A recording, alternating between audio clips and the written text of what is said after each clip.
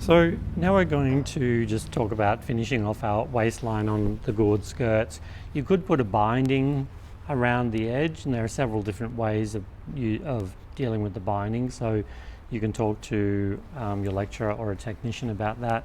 The one that we've got here is just a faced waist. So this is our facing that we've created from the panels, and you can see rather than tracing off, each section or tracing off the one section because it's only one pattern piece, tracing that off and then cutting it 6 times, so there'll literally be 5 seams around it.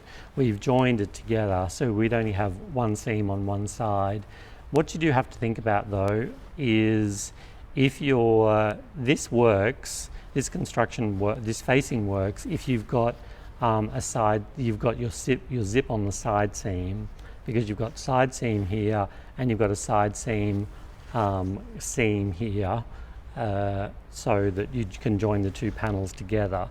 If you were to say that this was going to be a centre back zip, then you would have your centre back opening there, and then this would be your centre front. So you'd actually have the seam running down centre front, and you would have a seam on the facing going down centre front.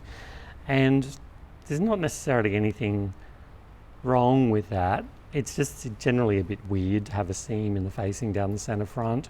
So what you could do, actually I hadn't thought of this until just now, is that you could actually make a facing that was cut in 3. So you could have from your centre back to your side front, and then so there'd be a seam here, side front to side front, so a seam here, getting rid of that seam, and then you'd have another piece going from the side front around to the centre back.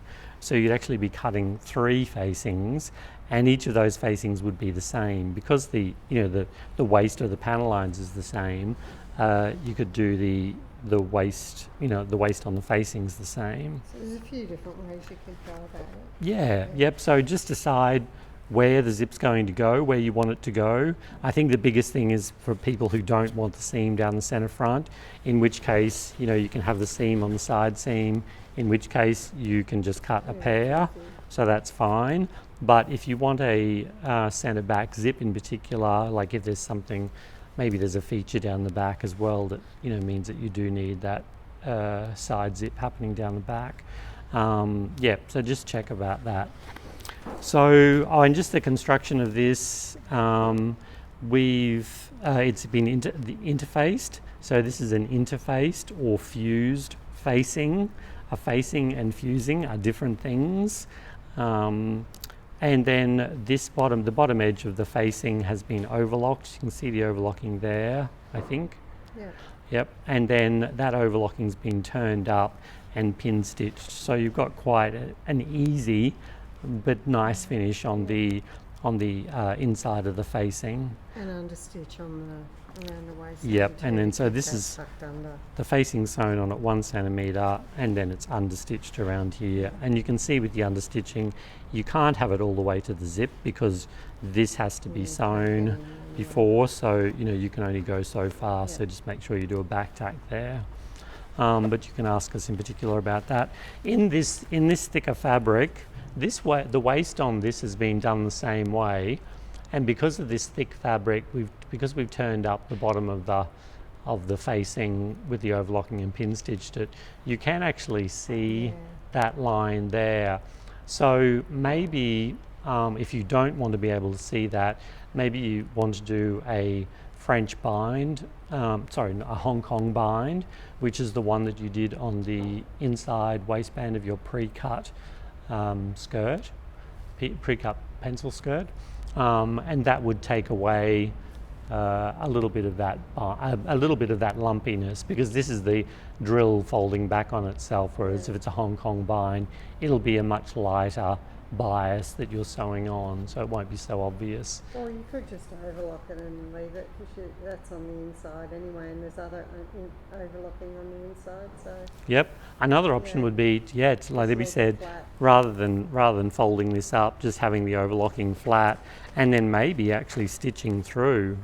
So there's lots of garments that I've seen where they've actually got a stitch line around there, which will help hold hold the facing down so that the edge won't come up and out, and it'll be flat. Down to the seam allowances Well, too. on this one, hold them. I don't know why, but I've tacked it onto the Tacked it side there, seam, but because you've got these other panel lines, I you don't can seem to actually need it. stitch it onto there as well. So you're literally just tacking the bottom of the facing onto Yeah. the seam allowance and not through the outer garment. Just to hold it down. So, several different options. Work out what works best for you and your fabric and your design. So have a chat to your lecturer or one of the technicians about that. So, now I'm just going to show you how to trace off this facing. So what I've done, I've just drawn a line to begin with, and I had to position it in the right place for this smaller piece of fabric. And I'm going to sit this so that it's exactly on top of that This line. is in full scale this time. This is, in full scale. So, and then just trace down the sides. You don't have to go down very far. So that's the piece. There's our starting piece here. And we're doing it with, this is what we'll end up with. So we're doing it with the side seam. So there's three panels that are going together. Now, something that you can do when you're inexperienced is that you want to join 3 of these together to create this. So it might be tempting just to sit that on there, but what you need is this is the raw edge, this is the raw edge, this is actually the stitch line. So you need to make sure the stitch line is sitting on top of the stitch line. So get rid of the seam allowance, yeah. Yeah, so you could trace this out. Actually, yeah, you could trace this out and then chop off the seam allowance and then draw your facing. Yeah, that's another option as well. So with this here, so there's my front panel. So this is this stitch line here, which is this line here. I need this stitch line to sit on top of the one underneath.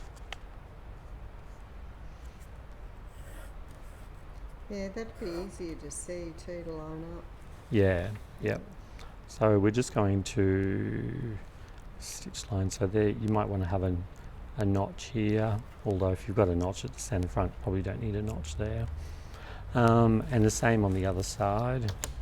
And you could, actually what you could do with this one, let's see how wide I've made it. So this is 7 centimetres. So you could, with the 7 centimetres, you could mark that along and little dashes and then join it together. One thing that's worth giving a go is actually putting the 7 centimetre line on top of your line here and then starting at a right angle there, coming out. So what I'm doing is I'm moving this around, but I'm actually keeping an eye. I need this line to continue to sit on top of this one here. Speedy Gonzales. Sorry? Speedy Gonzales. Well, I've had a lot of practice. Good, fast way So to do it, yeah, so that, but otherwise it's perfectly okay for you to do the measurements if that's what you feel more comfortable with, and then join it together. So there's one side that I've done. I have to make sure that I've drawn in. Of course, those lines go too. Then they're no longer. Yeah, they're no longer relevant. Yeah. But definitely mark in your seam allowance along the top. If you put a binding or something along the top edge, you don't need this seam allowance. So, but you wouldn't have had one on this top edge anyway. Except the binding's showing on top. There's different ways to. Yeah, it might be that you so- actually need a 6mm Yeah. seam allowance around the top. Depends on the finish. So, yeah, talk to somebody about that. Yeah. So this is one side, so that's fine. So now we could cut that out along this outer line here, Yeah. and we could fold this in half, trace around the other side, and then cut out the other side. And that's centre front and centre back, that little line, isn't it? Exactly. So just like on here, And they're all the same. They're both the same. yeah. So this is what's going here. So centre front, Yeah. centre front, and it's also when you flip it over, it's also the centre back. Yeah. So we just need to cut Actually, no, cut two. Two, yeah. Cut two because Go back the it's same. because it's symmetrical. Yeah. So cut two fusing, and back and front facing. And then you could have your style there. Remember to put your name on the bottom. You could also write to size 10 as well if you like. And then you come up with this pattern piece here. So I've got a notch where the two panel lines are on each side. Actually on that one I've done two there and I haven't done a centre front notch. Oh, okay. So that's just they're evenly spaced, so this is probably a better option. Gored pencil skirt facing, cut two plus fusing, so cut two fusing. And there's our piece. We're just going to have a quick chat about hemming these because you're hemming on a curve. So this is one option. Loose threads. So this is a bias bound finish that just folds to the inside, and on the outside you can see, and this is where your thread color matching the fabric comes in to play as well, because you really want the least obvious hem, and you can see that this is the perfect color match for this hem. So when it's on the body, you can't really see anything much at all.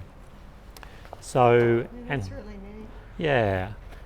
And so the way that this works is that you cut bias. This bias binding is actually cut in like a poplin or just a thin cotton shirting.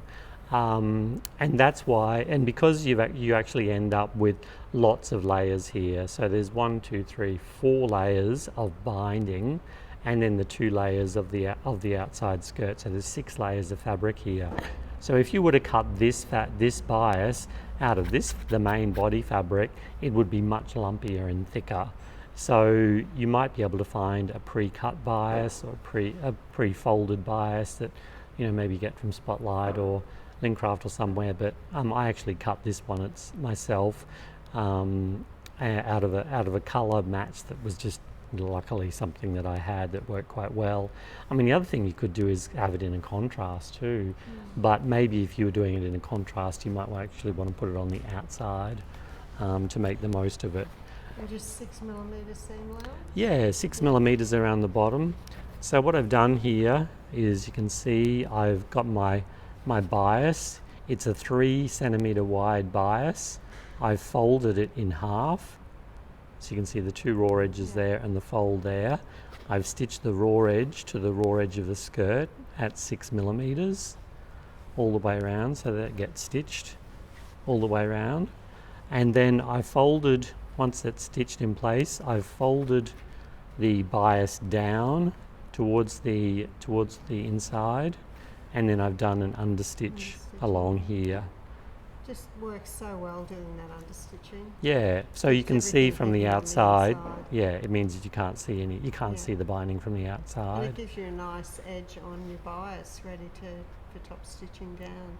Yeah, Nice folded edge. this is very close, so potentially you might want to go along there trim and it snip back. off a couple of those, because otherwise you do end up with little bits coming out. But you can play with that as you go along.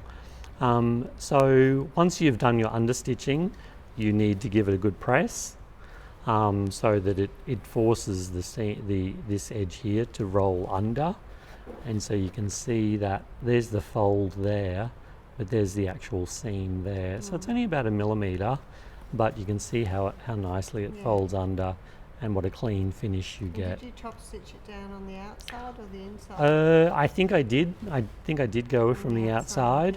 Yeah. But just check as you're going along, like make sure that you don't get that there are thin points Yeah. where you're going to run off the edge or something. I think I came pretty close here, but Yeah, I think so- also that's sort of the little hairy bits Yeah. of the bias showing under here as well. I mean, you could just sew it down on the inside, as long as you manage to do it quite evenly. And then, depending on your fabric, if you've got a print, you won't even notice the stitching. on the Exactly, it'll outside. it'll just all blend in. Yeah, whereas with a plain one, you really do. So that's one option, which gives you a thin hem. This is another option that I tried. This probably looks like it needs a bit more of a press. It's kind of a little bit ringy.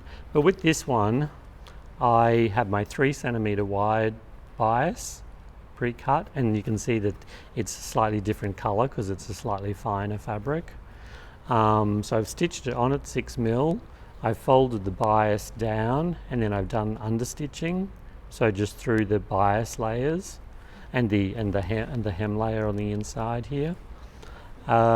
Then I actually folded this down, so that's what it was like after I understitched, and then I folded that down so that the raw edge of the bias touches the raw edge of the skirt here. So just those touching, and then press that. So I pressed that in place, and then I folded that whole edge down again to the inside, and then actually stitched along this edge here. So this is what it looks like on the inside. Because this is wider, it's got more room to move, and that's why you get these slight twisting lines along the way. But you give it a good press and see how you go. It doesn't look as nice as the other one, but yeah, and on the outside I stitched through these layers, so I stitched along the fold line there, and then that row there is what's holding that bias there in place. So this would probably be a good thing if you did get a pre-cut, pre-made bias binding that you can buy at Lincraft, Spotlight, even I think Big W have it. Buy one and then press it around the curve, because it tends to be, because it's pre-pressed, you don't get as much ringing there. They've already turned it under on the raw edges, so you don't need to muck around with doing that. Yeah, and something like this again could be in a contrast. So like as you're walking along, you get these little flashes of colour underneath. You could make it, it could be wider as well. Yeah, so just 2 options, 2 hemming options. You do have the option of making a wide hem that's actually attached to the garment. So like this sort of hem, like I've got on the pencil skirt, this is cut on the straight grain, which is why it can easily be wide. You can make a wide hem like this around a circle, but it's like a hem facing then, isn't it? Yeah. It's like Yeah, and you need so it'd be like this, but cut wider, and not necessarily cut on the bias either. So just see how you go. Usually a wider hem is seen as a bit more of a nicer finish, but like I've seen so many designer clothes that have this bound finish on the hem. And the longer the skirt too, the less the need for a bigger hem too. That's true. Yeah, if you had a full length skirt, you might actually just do a like a little double roll that ends up being about 2 millimeters wide, and there's a video of that as well. So that's another option.